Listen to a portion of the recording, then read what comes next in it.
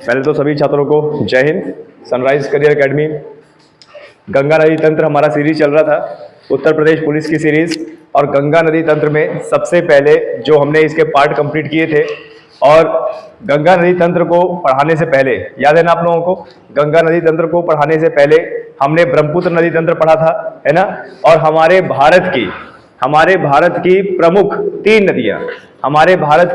तीन नदियां जिसने विशाल उत्तर भारत के मैदान का निर्माण किया है, एक सिंधु नदी, गंगा नदी और ब्रह्मपुत्र नदी। सिंधु नदी हम पढ़ चुके हैं, ब्रह्मपुत्र नदी हम पढ़ चुके हैं और गंगा नदी। इससे पहले आप लोगों को यह पढ़ाया जा चुका था कि जो ब्रह्मपुत्र नदी है, पहले आज वो कहां बह रही है, आज वह तिब्बत के पठार से निकलकर वह बंगाल की खाड़ी में विलीन हो जाती है। ये ब्रह्मपुत्र नदी का नवीनतम रास्ता है, यानी ये जो रास्ता है ब्रह्मपुत्र नदी का, आज तिब्बत के पठार से पूर्व की ओर बहते हुए और उसके बाद तीव्र दक्षिण की ओर ढाल लेती है, असम में प्रवाहित होती है, और असम में प्रवाहित होने के बाद बांग्लादेश से प्रवाहित होती है, और फिर उसके बाद कहां पर जाके, बंगाल की खाड़ी में जाके विलीन हो जाती है। ये रास्ता ब्रह्मपुत्र का पुराना रास्ता नहीं है, ये रास्ता नवीनतम रास्ता है, हाल ही का बना रास्ता है। इससे पहले ये जो ब्रह्मपुत्र नदी है, जिसको इंडो ब्रह्मो नाम से जाना जाता था, इंडो ब्रह्मो नाम से जाना जाता था, और इसको शिवालिक नदी भी कहते थे। आपको बता दें, इंडो ब्रह्म यानी ब्रह्मपुत्र नदी, इसको शिवालिक नदी भी कहते थे। शिवालिक नदी इसको इसलिए कहते थे कि जहां पर आज शिवालिक पर्वत श्रृंखला है, उसी के तलहटी से ये बहकर अरब सागर में विलीन होती थी। उसके बाद एक नदी और थी जिसका नाम है इंडो ऑक्सस। ये इंडो ऑक्सस नदी, जिसको आज बोलते हैं सिंधु नदी, तिब्बत के पठार से निकलकर ये नदी पश्चिम की ओर प्रवाहित होती थी और सीधे कैस्पियन सागर में गिरती थी। और इसका प्रमाण क्या है कि देखो, जब ये करोड़ों साल पहले ये नदी का जो मार्ग है पश्चिम की ओर था, तो हमारे पास इसका सबसे बड़ा प्रूफ क्या है, हमारे पास इसका सबसे बड़ा प्रूफ है। और प्रूफ क्या है, पत्थर, चट्टाने।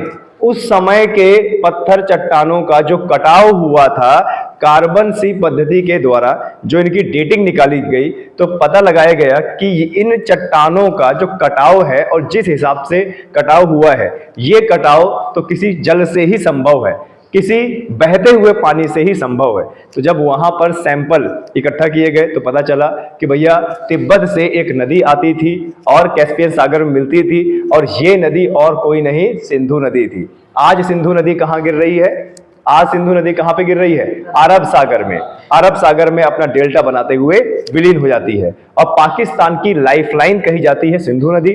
और सिंधु नदी में एक जल समझौता हुआ है, और उस जल समझौते के तहत सिंधु नदी का 20% पानी किसे मिलेगा, भारत को, और 80% पानी किसे मिलेगा, पाकिस्तान को। क्योंकि पूरा का पूरा पाकिस्तान, ये पूरा का पूरा जो पाकिस्तान है, ये निर्भर है सिंधु नदी पर, है ना। आप पाकिस्तान की बात छोड़िए, आज से 5000 साल पहले जाइए तो सिंधु घाटी सभ्यता आती है, और सिंधु घाटी सभ्यता के लोग भी अधिकतर कहां पर, सिंधु नदी के किनारे रहते थे। ठीक है, ये चीज जाना। उसके बाद जब हमने गंगा नदी के बारे में पढ़ा, तो गंगा नदी के कई सारे हमने संगम बनाए, और उसके बाद हरिद्वार के बाद, जो हरिद्वार उत्तराखंड है, उसके बाद हमने उत्तर प्रदेश में प्रवेश करवाया। प्रवेश करवाने के बाद ये उत्तर प्रदेश को सिंचित करती हुई और उत्तर प्रदेश में जलोढ़ीय मैदान बनाती हुई ये बिहार, झारखंड, पश्चिम बंगाल से होते हुए बांग्लादेश में प्रवेश हुई। और बांग्लादेश में गंगा नदी का नाम क्या है भाई, पद्मा नदी, और वहां पर इसका मिलन हुआ ब्रह्मपुत्र नदी से। तो जब पद्मा नदी और ब्रह्मपुत्र नदी का मिलन हुआ, तो मिलन होने के बाद वह नदी जानी गई किस नाम से, पद्मा नाम से।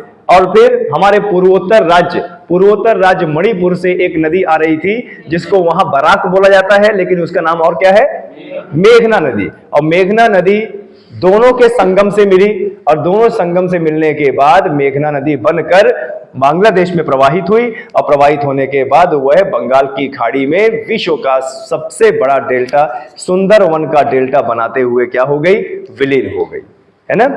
सुंदरवन का डेल्टा बनाते हुए क्या हो गई, विलीन हो गई। क्लियर है। अच्छे समझ में आ रहा है। देखिए ये है सुंदरवन का डेल्टा। इससे पहले वाले वीडियो में भी मैं बता चुका हूं कि भाई ये हमारा सुंदरवन का डेल्टा है। ये एक सैटेलाइट इमेज है और सैटेलाइट इमेज से देखिए ये पता लग पा रहा है कि देखो कुछ इस प्रकार का हमारा सुंदरवन का डेल्टा होता है। ठीक है, देखिए जहां पर आपको ये देखिए एक तरफ तो लाइट ब्लू दिख रहा है, एक तरफ डार्क ब्लू दिख रहा है। ये जो डार्क ब्लू दिख रहा है ना, ये इसका मतलब है गहराई, और जहां पर लाइट ब्लू दिख रहा है इसका मतलब क्या, उथला है, गहराई नहीं है। यानी ये जो पार्ट है ये यहां पर गहराई नहीं है। और हल्का हल्का से देखो ब्राउनिश टाइप का भी दिख रहा है, इसका मतलब ये अवसाद बहते बहते बहते बहते यहां तक इकट्ठा हो रहा है। ठीक है, अगर यही प्रक्रिया कई लाखों करोड़ों साल तक अगर चालू रही, अवसाद बढ़ता रहा, तो देखो ये जो भूभाग है ना, ये आगे तक बढ़ेंगे, आगे बढ़ेंगे तो एक भूभाग बनता जाएगा। तो जो बाउंड्री अभी बांग्लादेश और भारत की यहां से, वो बाउंड्री कहां से हो जाएगी, यहां से, फिर आगे चल के ऐसे हो जाएगी। तो एक टाइम ऐसा आएगा कि यही भूभाग किससे जुड़ जाएगा, अंडमान और निकोबार से, है ना, और बंगाल की खाड़ी के दो हिस्से हो जाएंगे, एक पूर्व का और एक पश्चिम का। खैर ये समय बहुत करोड़ों साल बाद का है, अगर ऐसा रहा तो, अगर ऐसे ही कंडीशन चलती रही तो। ठीक है, अब आप देखो कई सारे, देखिए यहां पर धाराएं देखने को मिल रही है ना आपको, ये कई सारी आपको धाराएं देखने को मिल रही हैं। यही धाराएं क्या है, एक ही नदी की है, मेघना नदी की, और इसके बीच में जो ग्रीनिश पार्ट दिख रहा है यही क्या है, जंगल है। कौन सा जंगल, सुंदरी वन, सुंदरी वन। ठीक है, पूरा का पूरा दलदल है, पूरा का पूरा दलदल। देखिए यहाँ पे समुद्र है, और आपको पता है समुद्र में भाई ज्वार भाटाएं तो आती रहती है ना, और लहरें तो आती रहती हैं। तो क्या होता है, जब लहरें आती तो पूरा पानी यहाँ तक समाता है, यहाँ तक पूरा पानी समाता है, फिर जाता है, फिर आता है, फिर जाता है। यानी ये वाला जो एरिया है ना, वो 24 घंटे जलमग्न रहता है, 24 घंटे जलमग्न रहता है। क्योंकि समुद्र का पानी कैसा है, खारा है। समुद्र का पानी खारा है तो यहाँ पर लवण इकट्ठा होता रहता है। यहाँ पर जहाँ पर खेती संभव है वहाँ पे नमक की खेती भी होती है। समुद्र का जो नमक है, वाष्पीकरण द्वारा नमक निकाला जाता है, पानी को रोका जाता है और खुले आसमान के नीचे रखा जाता है, तो वाष्पीकरण होता है। और वाष्पीकरण की यानी इवेपोराइजेशन, उसकी वजह से क्या होता है, नमक इकट्ठा होता है, तो नमक भी मिलता है। और प्लस यहाँ के जो पेड़ पौधे हैं, कई करोड़ों साल में उन पेड़ पौधों ने अपने जीन में परिवर्तन किया।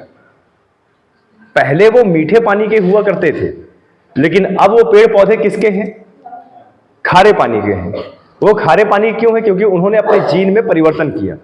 अब क्योंकि 24 घंटे जलमग्न है, 24 घंटे जलमग्न है, जलमग्न होने की वजह से इनकी जो लकड़ी है वो इतनी ज्यादा कठोर हो गई है कि अगर इनकी लकड़ी का इस्तेमाल आप पानी में घर बनाने का इस्तेमाल करोगे तो नतीजा क्या होगा भाई, जरा बताएं। तो सड़ेगी नहीं, क्यों, क्योंकि उसने अपने आप को क्या है, ढाल लिया है। अच्छा अभी आपको एक चीज बताऊं मैं, आप चले जाओ उत्तराखंड, उत्तराखंड में जिस तरह की पहाड़ियां है ना, उत्तराखंड में जिस तरह की पहाड़ियां हैं, आप एक बार चढ़ोगे, एक बार उतरोगे, एक बार चढ़ोगे तो हफ जाओगे। क्यों, आप मैदानी क्षेत्र के हो। लेकिन जो बंदा वहीं का होगा वो क्या करेगा, वो तुरंत चढ़ेगा, तुरंत उतरेगा, उससे 10 बार चढ़ा लो, चढ़ेगा उतरे चढ़े। क्यों, क्योंकि उसके जीन ने उस पर्वतीय क्षेत्र को अपने आप को क्या कर लिया, ढाल लिया। उसी प्रकार से यहाँ के देखिए सागौन की बात करें तो मध्य प्रदेश से जितना सागौन कहीं नहीं मिलता है ना, मध्य प्रदेश में जितने भी जंगल हैं सबके सब सागौन के हैं। लेकिन वो जो सागौन है वो उष्णकटिबंधीय क्षेत्र के हैं। यहां पर जो सागौन है, यहां पर ये कौन सा है, डेल्टाई क्षेत्र, मैंग्रोव क्षेत्र के हैं। इस सागौन में और उस सागौन में बहुत फर्क है। इसकी चौड़ी पत्तियां होती है बहुत ज्यादा, इतनी बड़ी बड़ी चौड़ी पत्तियां होती हैं। और मध्य प्रदेश का जो आप सागौन देखोगे उसकी पत्ती इतनी होती है, उसको पोषण नहीं मिल रहा, इसको क्या मिल रहा है, पोषण मिल रहा है। ठीक है, चलिए थोड़ा सा एक बार पढ़ लेते हैं इसको। ठीक है, क्या बोल रहा है भाई, बराक नदी अथवा मेघना नदी मणिपुर से निकलती है। कौन सी नदी, बराक नदी या फिर मेघना नदी।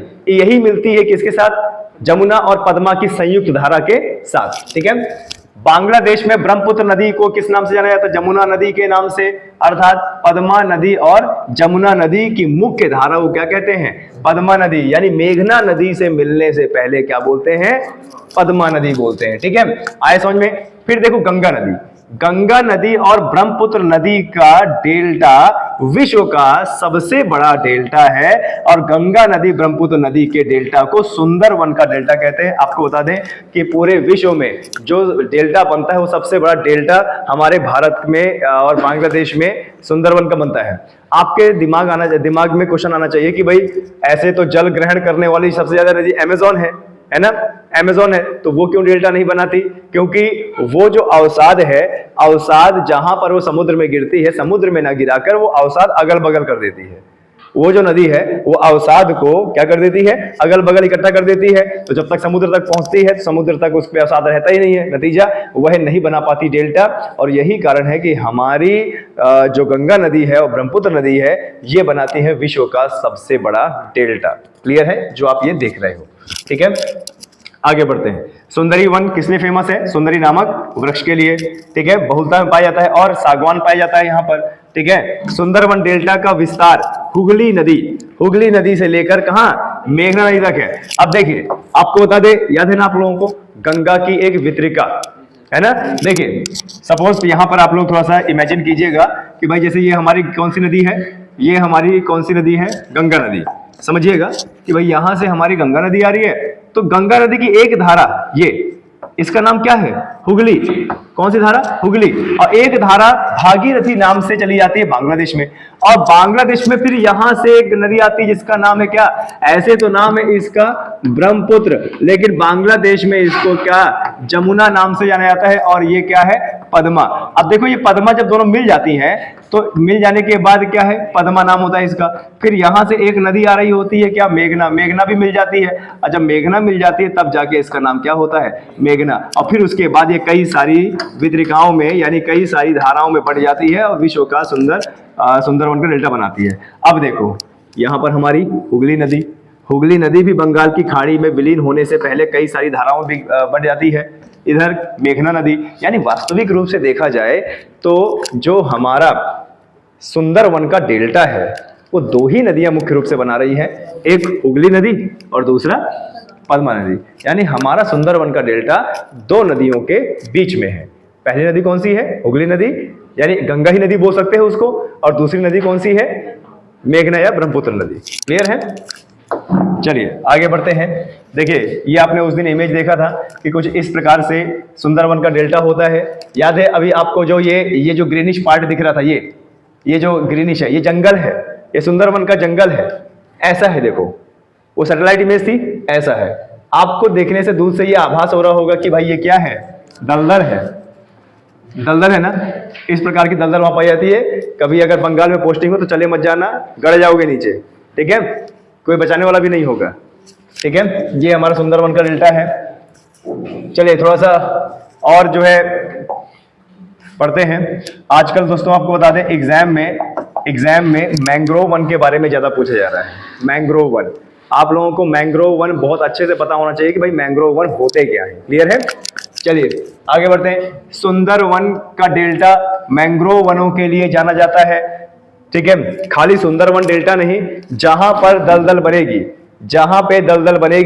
जहां पे दलदलीय क्षेत्र होगा वहां पर सुंदरवन का डेल्टा पाया जाएगा। ठीक है, नहीं सुंदरवन का डेल्टा नहीं, मैंग्रोव वन, वहां पे क्या है? मैंग्रोव वन पाए जाएंगे। मैंग्रोव वन सिंपल सा अपने दिमाग में लगाइए कि जहां पर पानी होगा, जहां पर मिट्टी होगी, जहां पे नदियां अवसाद बहा के लाएंगी, तो वहां पर दलदल जैसा क्षेत्र बनेगा। और दलदल जैसे क्षेत्र में उगने वाली वनस्पति को ही क्या बोलते हैं?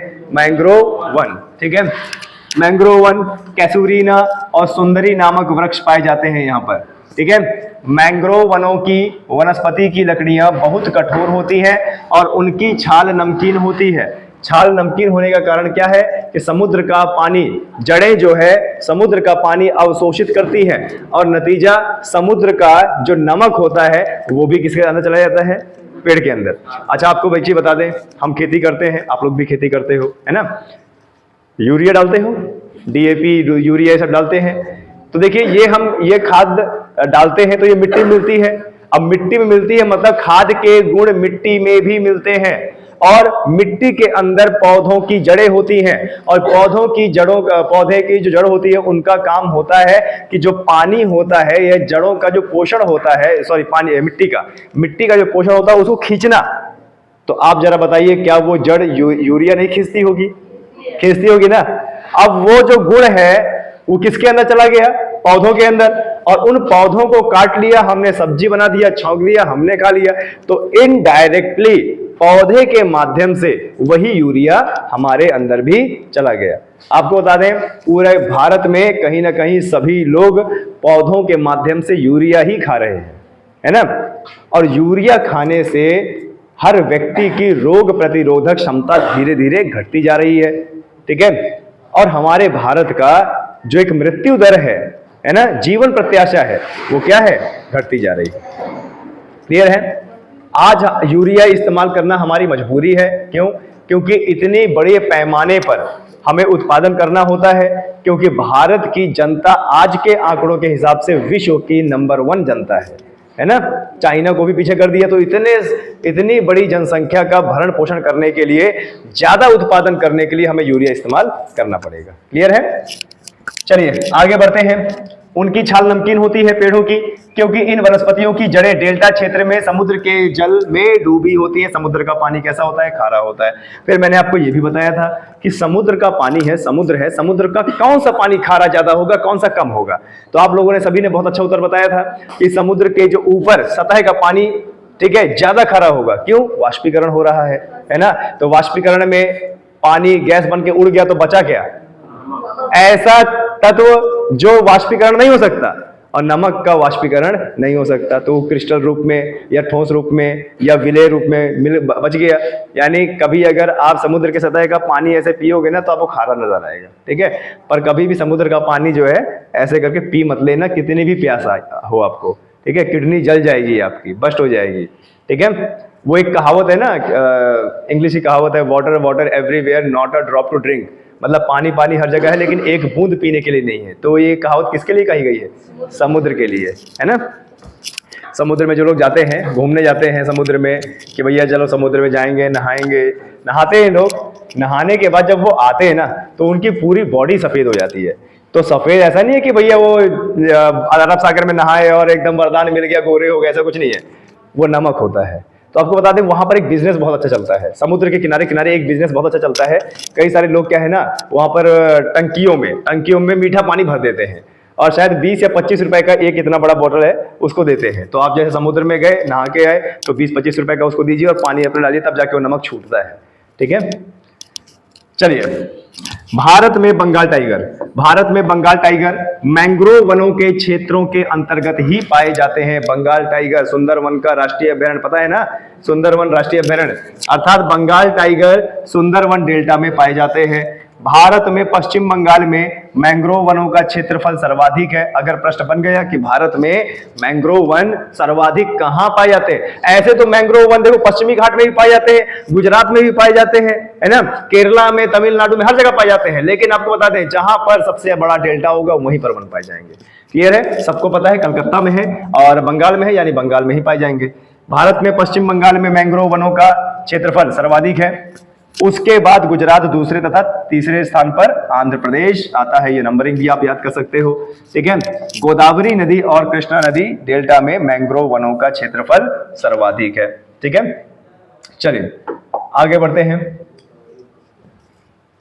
गंगा नदी के दाहिने तट के मिलने वाली नदियां, ठीक है, यानी सहायक नदियां। आप सब लोगों को पता है सहायक नदियां क्या होती हैं, और एग्जाम में बहुत ज्यादा पूछता है, सहायक नदियां। आपको हर नदी जो हमारे सिलेबस में है, जिसको पढ़ना है, उसकी छोटी बड़ी सहायक नदी आप लोगों को पता होना चाहिए। उस दिन मैंने पढ़ा दिया था, थोड़ा सा रिवीजन कर लेते हैं, ठीक है। जैसे नदी बहती है तो कुछ नदियां होती हैं जो दाएं हाथ से आकर उसमें मिलती हैं, और कुछ नदियां होती हैं जो बाएं हाथ से आकर उसमें मिलती हैं, है ना। उनका उद्गम स्थान कहीं और है, लेकिन मिलने का स्थान वो मुख्य नदी होती है ना। जैसे गंगा नदी में बहुत सारी नदियां आकर मिल रही हैं, तो उन नदियों का उद्गम स्थान कहीं और होगा, लेकिन मिल कहां रही है? गंगा नदी में। यानी अपना जल कहां पे गिरा रही है? गंगा नदी में। यानी गंगा नदी का जल भराव बढ़ेगा, गंगा नदी का जो जल क्षमता है वो बढ़ेगी, है ना। अब जब जल क्षमता बढ़ेगी तो यही तो कारण है कि हम उसमें नाव चला पाएंगे, है ना। यही कारण है, इसका जल ग्रहण क्षमता ज्यादा होने की वजह से गंगा नदी का जो मार्ग है, उसी में राष्ट्रीय राजमार्ग, जलीय राष्ट्रीय राजमार्ग, नेशनल हाईवे वाटरवेज, पहला कौन सी नदी पे है? गंगा नदी पर। ठीक है, हाँ जैसे जो इनडायरेक्ट नदियां मिलती हैं जी, और जैसे पेपर में आएगा कि मतलब इसकी कौन सी सहायक हाँ। नदी नहीं है, तो जैसे मतलब चंबल वंबल है तो इनको कहेंगे सहायक नदी की नहीं है? देखिए जब आपको बोलेगा कि इनमें से इसकी कौन सी सहायक नदी नहीं है, तो वो आपको ऐसी नदी बताएगा कि जो गंगा से कनेक्ट नहीं होती, चाहे वो डायरेक्ट हो चाहे वो इनडायरेक्ट हो, जो नहीं होती कनेक्ट। अगर आप चंबल बात करें, चंबल, बेतवा, सिंध, काली और शिप्रा, ये सब बात करेंगे, तो देखो इनका पानी कहीं ना कहीं गंगा में जा रहा है, इनका पानी कहीं ना कहीं गंगा में जा रहा है। नतीजा इनको आप बोल सकते हो कि ये गंगा की सहायक नदियां हैं। अभी अब सिंधु नदी की बात करें, सिंधु नदी की बोलते हैं कि 5 या 6 सहायक नदियां हैं बाएं हाथ की, उसमें रावी, चिनाब, झेलम, ब्यास सब दे देता है, सब दे देता है ना। पर कायदे से अगर देखा जाए तो झेलम नदी, सिर्फ झेलम नदी उसकी बाएं हाथ की सहायक नदी है। झेलम नदी में बाकी नदी मिल जाती है ना, इसीलिए तो आप बोल सकते हो। लेकिन अगर आपको बोले कि भाई गंगा नदी के इनमें से कौन सी नदी सहायक नदी नहीं है, तो गोदावरी बोल देगा, नर्मदा बोल देगा, ताप्ती बोल देगा, कावेरी बोल देगा, पेनगंगा बोल देगा, है ना, लूनी नदी बोल देगा, सतलुज नदी बोल देगा, ऐसे करके। तो ये तो आपको पता ही है ना। चलिए आगे बढ़ते हैं। गंगा नदी के दाहिने तट पर आकर मिलने वाली जो नदियां हैं, गंगा के दाहिने तट पर आकर मिलने वाली नदियां मुख्य रूप से दाहिना तट कौन सा? ये वाला तट, दाहिना तट, ठीक है। मिलने वाली नदियां देखो कौन सी है, मुख्य नदी कौन सी है भाई? यमुना, ठीक है, मुख्य नदी कौन सी है? यमुना। और ये नदी है ना, ये नदी आपको बता दें गंगोत्री ग्लेशियर के थोड़ा सा पश्चिम की ओर यमुनोत्री ग्लेशियर से निकलती है। और आपको बता दें एक तरीके से गंगा का बचाव करते करते करते करते इलाहाबाद में जाके विलीन होती है। ये देखिए यहाँ पर, ये यहाँ पर देखिए गंगोत्री से गंगा नदी और यहाँ पर यमुनोत्री से यमुना नदी, ये देखो लगभग दोनों क्या है, समानांतर बहती है ना, और फिर इलाहाबाद में विलीन हो जाती है। गंगा नदी की सबसे लंबी सहायक नदी यमुना नदी, ठीक है। यमुना, चंबल, सिंध, बेतवा, केन, टोंस और सोन नदी गंगा नदी के दाहिने तट पर आकर मिलने वाली प्रायद्वीपीय पठार की नदियां क्या हैं? प्रायद्वीपीय पठार मतलब जो प्रायद्वीप भारत से आ रही है नदियां। और प्रायद्वीप भारत से नदियां कौन सी आ रही है? जरा देखो इधर, इंदौर से चंबल, बेतवा, फिर इधर सोन, इधर फिर शिप्रा भी हो जाती है, काली भी हो जाती है, सिंध भी हो जाती है ना, केन नदी भी हो जाती है, केन नदी भी ऐसे आके मिलती है ना ये सब। तो देखो ये कहां से आ रही है? मध्य प्रदेश से है ना। मध्य प्रदेश से कहां प्रवाहित हो रही है? उत्तर की ओर। इसका मतलब कि यहां से ये विंध्य श्रेणी से इनका ढाल उत्तर की ओर है, और इनका ढाल उत्तर की ओर कैसे बना? भ्रंश के कारण, याद है ना, बीच में भ्रंश पड़ा, विंध्याचल पर्वत का उठाव हुआ, ठीक है, उठी वो, और 2 प्रकार की नदियां बनी, एक इस प्रकार पर्वत के और एक पर्वत के उस प्रकार। तो ये पर्वत के उस प्रकार वाली नदियां हैं, उस पार वाली। प्रायद्वीप पठार की नदियां चंबल, सिंध, बेतवा, केन, टोंस और सोन है। गंगा नदी की एकमात्र, गंगा नदी की देखो एकमात्र हिमालयी सहायक नदी यमुना कहां से, कौन से हाथ से, कौन से हाथ से? दाएं हाथ से मिलती है। बाकी तो हिमालय नदियां बाएं हाथ से मिलने वाली बहुत है, लेकिन इसमें देखो जरा, यहां पर आपको क्वेश्चन फंसाने की कोशिश करेगा, एकमात्र हिमालयी नदी। तो जब एकमात्र हिमालय नदी बोल देगा ना तो बच्चा कंफ्यूज, क्योंकि वो आगे पढ़ेगा ही नहीं, वो बोलेगा कैसे एकमात्र, एकमात्र हो ही सकता। ये देखो रामगंगा, गोमती, घाघरा, गंडक, कोसी सब हिमालयी नदियां हैं, है ना, हो ही नहीं सकता। तो वो गलत करके आ जाएगा, क्वेश्चन को पूरा पढ़ेगा ही नहीं, ठीक है। एकमात्र हिमालय सहायक नदी यमुना नदी है, जो कि इसके दाएं तट पर आकर मिलती है। क्लियर है? आया समझ में? अब देखिए अगर इसके बाएं तट की बात करें ना, वहां पे मैप होगा, बाएं तट की अगर बात करें तो बाएं तट की बात करें तो देखो गंगा नदी में राम गंगा नदी आती है, गोमती नदी जो भारत से ही प्रवाहित होती है और भारत में ही विलीन हो जाती है, ठीक है। नेपाल से आने वाली घाघरा नदी, नेपाल से आने वाली गंडक नदी, और तिब्बत से आने वाली कोसी नदी, और फिर तिब्बत से आने वाली तीस्ता नदी, वो तो ब्रह्मपुत्र में जाके मिलती है। ये सब हिमालय नदियां, तो हिमालय नदियां ही तो हैं, है ना। लेकिन ये क्या है, कौन सा हाथ? बायां हाथ, ठीक है। आगे बढ़ते हैं। यमुना नदी, ठीक है। अब थोड़ा सा देखो यमुना नदी के बारे में देख लेते हैं। ये जो देखो आपको डायग्राम बना है ना, थोड़ा सा आपको ब्लर दिख रहा होगा, लेकिन मैं समझाऊंगा, एक्सप्लेन करूंगा आप लोगों को। ये देखिए, ये है यमुना नदी का वास्तविक। देखिए यमुना नदी दिल्ली, राजस्थान और ये उत्तर प्रदेश, दिल्ली और उत्तर प्रदेश से प्रवाहित होते हुए ऐसे ऐसे आगे निकल जाती है उत्तर प्रदेश में, प्रयागराज के पास, ठीक है। फिर देखो चंबल नदी, ये देखो यहाँ से, ये यहाँ पे इंदौर है, इंदौर का एक कस्बा है महू, और महू में किसका जन्म हुआ है? बाबा भीमराव अंबेडकर का जन्म हुआ है ना। तो वहां से निकल के ये चंबल नदी राजस्थान में प्रवेश करती है और फिर हमारे उत्तर प्रदेश में जाके यमुना नदी से मिल जाती है। अब देखो इसी चंबल नदी में बनास नदी ये भी मिल जाती है और इसी में काली सिंध नदी ये भी मिल जाती है। उज्जैन से आने वाली क्षिप्रा नदी ये भी मिल जाती है। पता है ना क्षिप्रा नदी? कुंभ मेला, कौन सा मेला? कुंभ मेला होता है वहां पर, विश्व का सबसे बड़ा धार्मिक मेला। यहीं से एक नदी आती है पार्वती, चंबल में मिल गई। कूनो नदी आती है यही मध्य प्रदेश से, किसमें मिल गई? चंबल में। मध्य प्रदेश से एक और नदी आती है सिंध नदी, ये भी मिल जाती है डायरेक्टली यमुना में। एक नदी और आती है बेतवा में, बेतवा नदी, ये भी यमुना से मिल जाती है। फिर आती है देखो केन नदी, याद है ना केन, बांदा वाली केन। जब आप जाते होंगे उसे ट्रेन से तो कितना बड़ा पुल बना हुआ है भैया, और जब आप नीचे देखते होंगे तो कितनी बड़ी बड़ी चट्टानें है ना, साफ दिखती हैं। अभी जाओ साफ दिखेंगी, अभी कुछ दिन बाद जब बारिश का मौसम आएगा तो देखो कि जलमग्न हो जाएगा और ऊपर तक पानी दिखेगा, है ना। तो देखो ये सारी की सारी नदियां उत्तर की ओर प्रवाहित होकर यमुना में जल गिराती हैं और यमुना आगे चल के गंगा में जल गिराती है ना। तो सोचो कि किसी नदी का कितना बढ़िया जो है जल ग्रहण क्षमता होती होगी, है ना। सब लोग बढ़िया जो है जियो का सिम इस्तेमाल करते हो, अधिकतर लोग जियो का इस्तेमाल करते हो। जियो का देखो कितने सारे डिस्ट्रीब्यूटर है, कितने सारे यूजर्स हैं, लेकिन सबका पैसा भरभरा के एक ही आदमी के पास, मुकेश अंबानी। तो देखो ये रहे मुकेश अंबानी, आगे चल के जो गंगा नदी है ना, गंगा नदी मुकेश अंबानी है, सबका देखो पानी उसके पास जा रहा है, ठीक है। चलिए यमुना नदी गंगा नदी की सबसे लंबी हिमालयी सहायक नदी है और यमुना नदी उत्तराखंड में बंदरपूंछ चोटी पर यमुनोत्री ग्लेशियर से निकलती है, वेरी इंपॉर्टेंट, और प्रयागराज में गंगा नदी से आकर मिल जाती है। उत्तर प्रदेश में आपको बता दें जो हमारा प्रयागराज है, संगम है, जहां पर संगम होता है उसको बड़ा पवित्र माना गया है। उसको बड़ा पवित्र क्यों माना गया है? उसको बड़ा पवित्र इसलिए माना गया है कि कहा जाता है कि जो दैवीय नदी है, 3 नदियों का वहां पर संगम होता है। कौन कौन सी नदी भाई? गंगा, यमुना और सरस्वती। गंगा और यमुना का भौतिक रूप से और सरस्वती का गुप्त रूप से मिलन होता है, ठीक है। तो आपको बता दें जैसे कभी भी क्या करना होता है कि मान लीजिए कभी भी अगर अस्थियां वगैरह विसर्जन करना होता है, ठीक है। जैसे अभी कल ही हमारी दादी की पुण्यतिथि थी, कल ही के दिन हमारी दादी का स्वर्गवास हुआ था। तो भाई साहब हमने भी अस्थियां विसर्जन किया था पुराने लोगों के कहने पे। तो हम गए तो हमें यही लगा था कि भाई हम जो है तट में जाके डाल के चले आएंगे, इतना दूर कौन जाए वापस फालतू में। तो वहां पर उसने डरा दिया हमें, और डराया क्या, बोले भैया यहाँ पे नहीं करना होता है, वो वहां दूर रहा संगम में, वहां पे संगम में करना होता है। वहां पे करोगे ना तो माता जी डायरेक्टली स्वर्ग जाएंगी, यहाँ पे थोड़ा सा ना उनको टैक्स वगैरह लगेगा, है ना, दिक्कत हो जाएगी, क्या पता पहुंचे ना पहुंचे। तो उसने डरा दिया। अच्छा मेरे साथ बुजुर्ग लोग भी थे, तो बुजुर्ग बोले नहीं यहाँ नहीं, वही करना है, सही बोल रहा है। उसकी नाव थी, बोला 30-30 रुपए लूंगा वहां जाने का और छोड़ने का। मैं समझ में आ गया कि ये 30 रुपए का टैक्स हमारी अम्मा को लगेगा, है ना। तो फिर संगम में गए भाई साहब, संगम में फिर अस्थियां विसर्जन किया, ठीक है।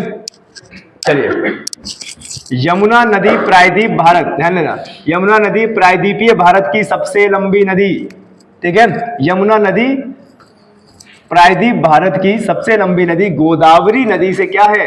छोटी है। यहां पर एक एग्जाम में प्रश्न आता है कि प्रायद्वीप भारत की सबसे लंबी नदी कौन सी है? गोदावरी नदी। और गोदावरी नदी को क्या बोलते हैं? बूढ़ी गंगा, और दक्षिण की भी गंगा, ठीक है। आए समझ में? क्लियर है। नासिक से निकलती है, नासिक का कोई वहां पर पर्वत चोटी है, वहां से निकलती है, उसका नाम याद नहीं आ रहा है, ठीक है। आज करंट अफेयर में मैंने डिस्कस किया था मॉर्निंग में, अगर आप लोगों ने क्लास ली होगी। यमुना नदी की लंबाई लगभग 1385 किलोमीटर है। चंबल, सिंध, बेतवा और केन प्रायद्वीप भारत से आती हैं।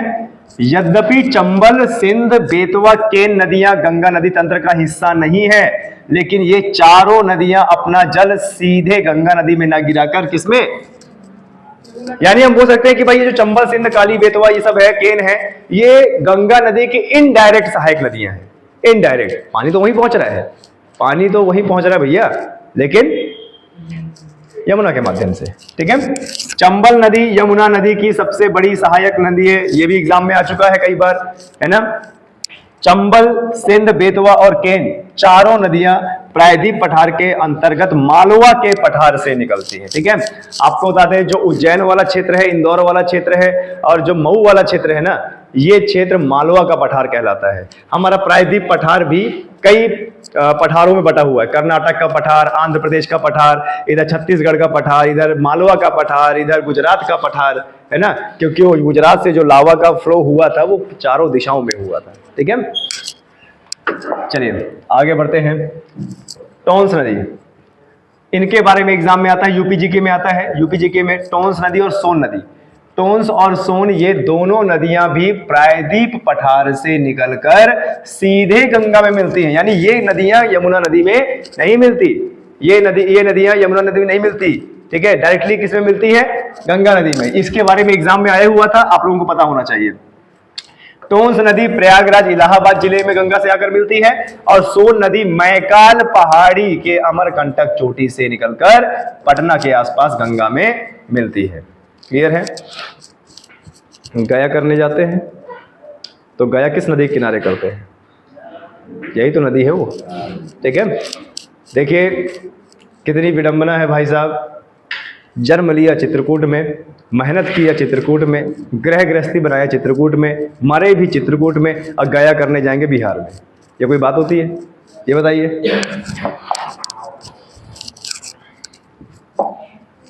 गंगा नदी के बाएं तट, अब गंगा नदी के बाएं तट से यानी उस प्रकार से देखिए, मैप में जरा देखिए, बाएं तट तो यही होगा, है ना। देखिए रामगंगा, गोमती, घाघरा, गंडक, कोसी, ये तो मुख्य नदियां हैं।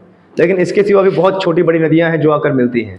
ठीक है, और आपको बता दें, देखिए इतनी सारी नदियां आके मिली हैं, हर नदी के बीच का क्षेत्र देखिए, इसी को द्वाब क्षेत्र कहते हैं। कौन सा क्षेत्र? द्वाब क्षेत्र। दो नदियों के बीच की जगह को क्या बोलते हैं? द्वाब क्षेत्र। और आपको बता दें, द्वाब क्षेत्र बहुत ज्यादा उपजाऊ होता है। द्वाब क्षेत्र जो है बहुत ज्यादा उपजाऊ होता है। क्यों? इधर से भी नदियां जलोढ़, उधर से भी नदियां जलोढ़। कन्नौज गंगा यमुना का द्वाब क्षेत्र था ना, इसीलिए तो 3 राजा लड़ पड़े थे आपस में, कन्नौज को जीतना है। बहुत ज्यादा उपजाऊ। क्यों? क्योंकि उस समय जो धन होता था वो अनाज ही तो होता था, है ना।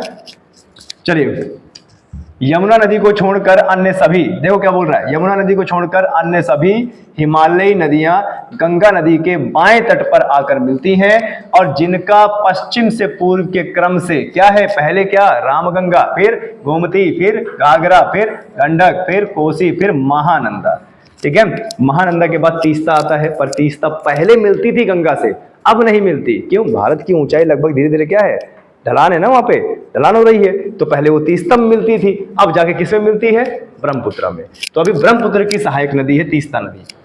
रामगंगा, गोमती, घाघरा, ध्यान दीजिएगा, रामगंगा, गोमती और घाघरा उत्तर प्रदेश में प्रवाहित होती हैं और गंडक नदी, कोसी नदी बिहार में प्रवाहित होती है। और जो महानंदा नदी है ये बिहार और पश्चिम बंगाल की सीमा से प्रवाहित होती है। ठीक है, समझ में आया? कोई दिक्कत किसी प्रकार की? थोड़ा सा और पढ़ लेते हैं, आज इस चैप्टर को पूरा हम खत्म करेंगे। ठीक है, गोमती नदी, देखो क्या बोल रहा है, गोमती नदी गंगा नदी की एकमात्र सहायक नदी है। देखो गोमती नदी यूपीजीके में आता है, ये गोमती नदी गंगा नदी की एकमात्र सहायक नदी है जो कि हिमालय से ना निकलकर मैदानी क्षेत्र से निकलती है ना, यानी उत्तर प्रदेश से निकलकर उत्तर प्रदेश में ही विलीन हो जाती है। और गोमती नदी लखनऊ में बड़ी पूजनीय है, बहुत ज्यादा पूजा जाता है इसको।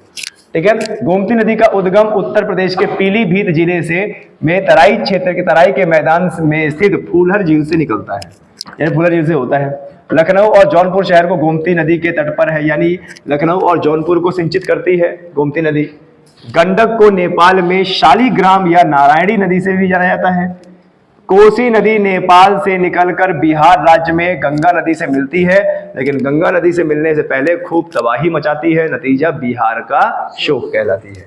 ठीक है, कोसी नदी को बिहार का शोक कहते हैं क्योंकि कोसी नदी अपना रास्ता बदलने के लिए फेमस है।